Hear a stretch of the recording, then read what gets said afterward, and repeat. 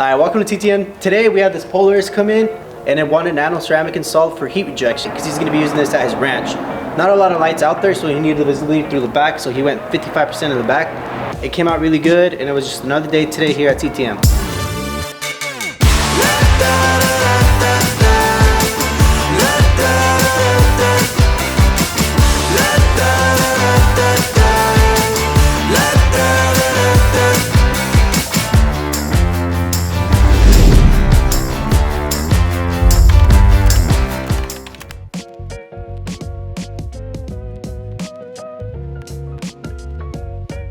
Hey guys, Tint Master Pete Espinoza here. We're doing a 2020 Polaris. We're gonna go ahead and get started from step by step of how to protect it, how to put on the tint, and then the after footage.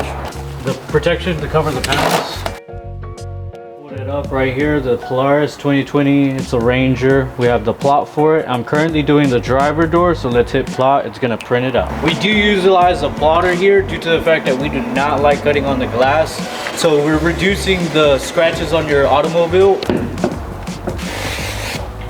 Can't really see it probably on the camera, but I do see it with my eyes. If there's an outline, I'm gonna cut off any excess film.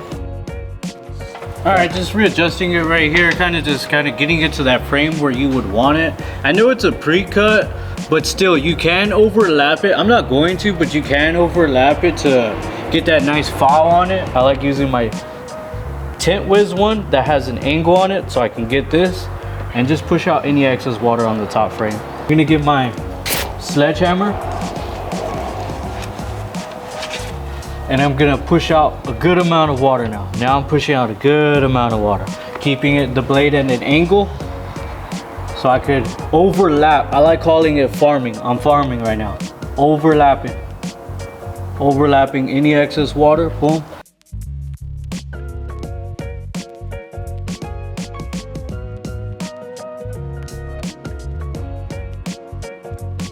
Not a normal windshield. Oh yeah, you were grabbing. Honestly, we can project you. Yeah, we're using the Wagner. The Wagner? The Wagner, because that thing is potential, man. It's like $20, but heats up really quick.